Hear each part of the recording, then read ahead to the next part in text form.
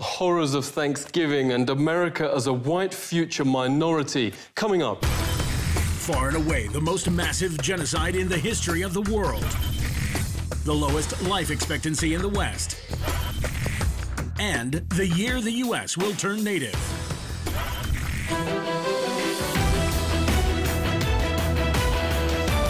Virtually none of Thanksgiving has an ounce of accuracy, notes the bestseller Lies My Teacher Told Me. The idea of Europe bringing civilization to the Americas simply flips truth on its head. This is what European explorers actually found in North America. Far and away the most beautiful city on Earth. 5 times the size of London or Rome. Great towers and buildings rising from the water. 60,000 gleaming houses, and how spacious and how well built they were. Of beautiful stonework and cedarwood, and the wood of other sweet-scented trees. The many streets and boulevards of the city were so neat and well swept, despite the multitude of inhabitants, crisscrossed with a complex network of canals, like an enormous Venice, but also remarkable floating gardens that reminded of nowhere else on Earth. While Europe was drinking water from its polluted city rivers, huge aqueducts transported America's water from fresh springs. But what impressed most were the special merchant areas where timber and tiles and other building materials were bought and sold, as well as greengrocer streets where one could buy every sort of vegetable, fruits, honeys, nut paste and chocolates. Astonished by the personal cleanliness and hygiene of the colourfully dressed populace, and by their extravagant use of soaps, deodorants and breath sweeteners. Most Europeans never bathed and kept clothes on at all times. The Pilgrim's Notes biographer Zini Feiner had a terrible smell. Indians tried, quote, without success to teach them to bathe. The settlers also had bad breath from rotting teeth. Death and starvation was so common that corpses were just dumped in open pits known as poreholes. Many turned to alcohol and committed suicide. In fact, the story of the first settlers has been deliberately changed, notes author James Lowen, because the truth is so shameful. They actually settled hundreds of miles further south and stayed in America because the mission was a failure. Their real aim, reports historian Robert Beverly, was to find some gold and take it back to Europe. They spent their days digging random holes in the ground, haplessly looking for gold instead of planting crops.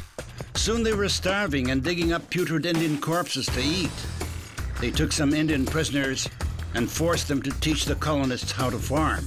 And the meal with the natives wasn't quite the Thanksgiving shown on TV and in school books. The colonists offered the Indians a toast to eternal friendship, whereupon the chief, his family, advisors, and 200 followers dropped dead of poison.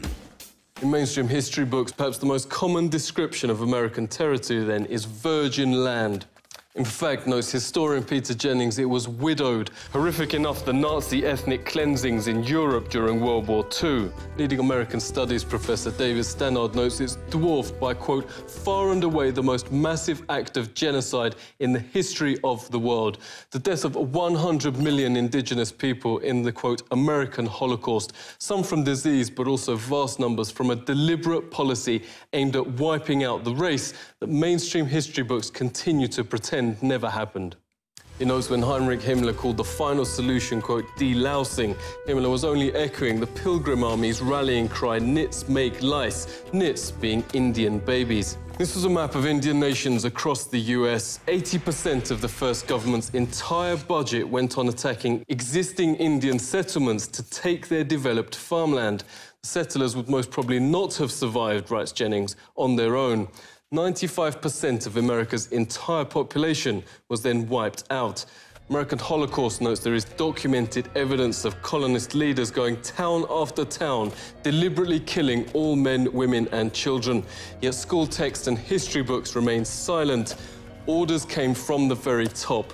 Under the direct order of George Washington, at least 28 of 30 Seneca towns and all the towns of the Mohawk, Onondaga and Cayuga were simply obliterated.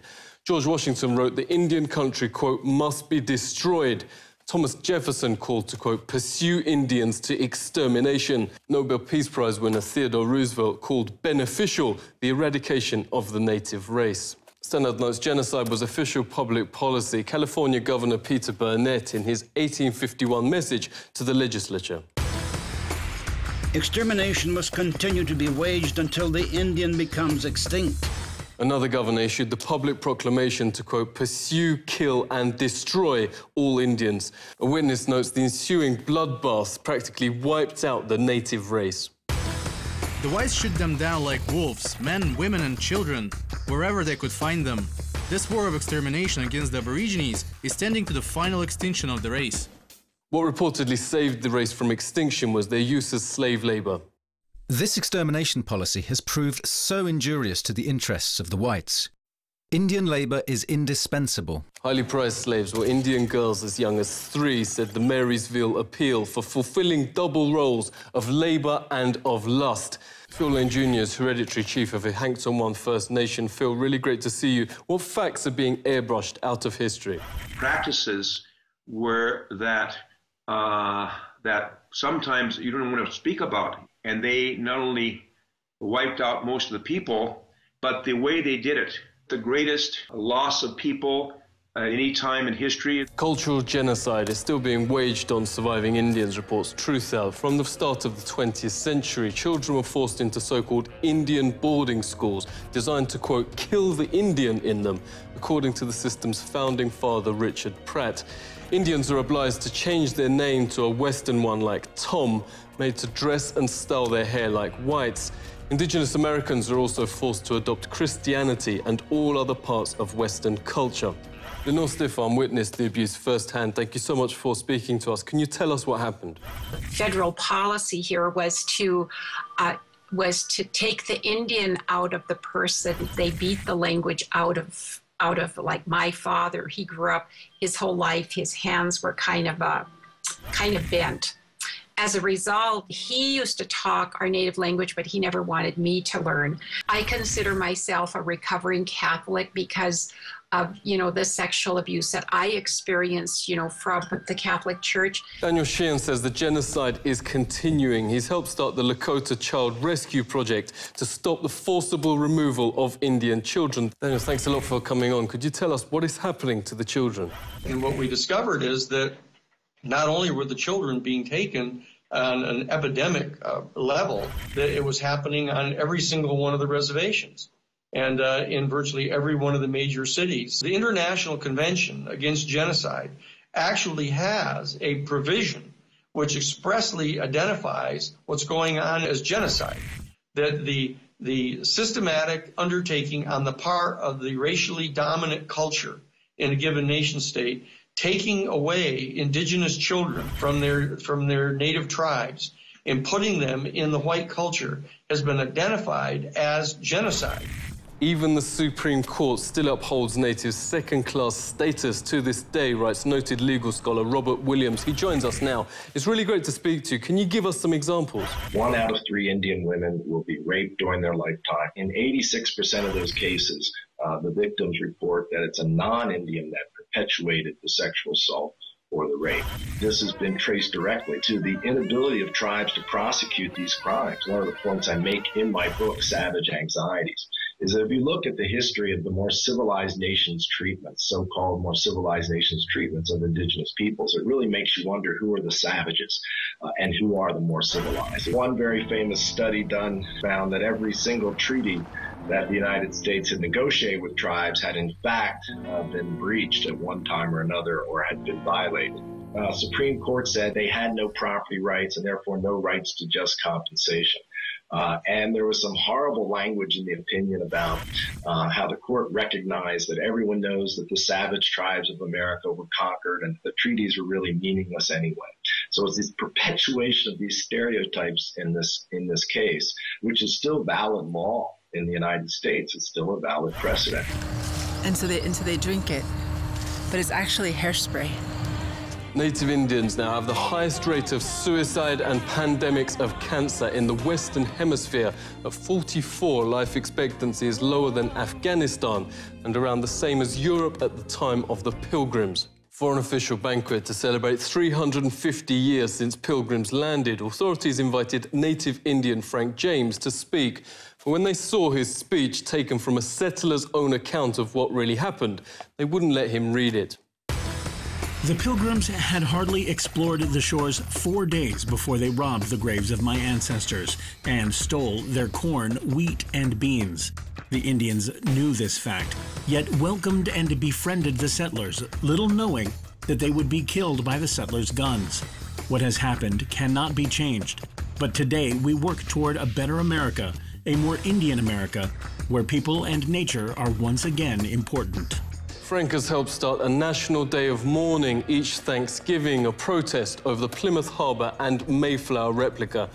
On the West Coast, thousands also gather for Un-Thanksgiving Day, calling on the US to honour treaties promising Indian rights and international law. The American government faces increasing domestic and international pressure. The Supreme Court has reaffirmed the validity of the Treaty of Fort Laramie, giving Indians rights over the area. The United Nations, despite 4 countries voting against, Australia, New Zealand, Canada and the United States, passed a resolution declaring Indigenous peoples' right to self-rule.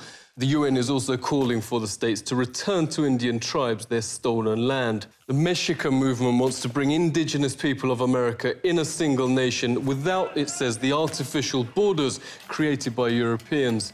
Movement's director, Olenteska Lepoka, joins us. Really great to see you. You say the demographics are on your side. We are projected to be the majority in the states of California and Arizona, and basically the western United States. In the next 50 years, we're going to be the majority in the United States of America. For the European who's scared about all this, I'd say pull a seat over, because that's what we've been doing for 500 years. We've been scared of all of the monstrosities that Europeans have done to us. They've exterminated 95% of our population. They've stolen 100% of our land. They've left us in poverty on our own land. Many cities throughout the US are already majority indigenous. In 8 years, 8 more states are projected to be white minority. In 30 years, that will apply to the United States as a whole. The reaction of certain Americans is already causing some surprise. Seek truth from facts. This is The Truth Seeker.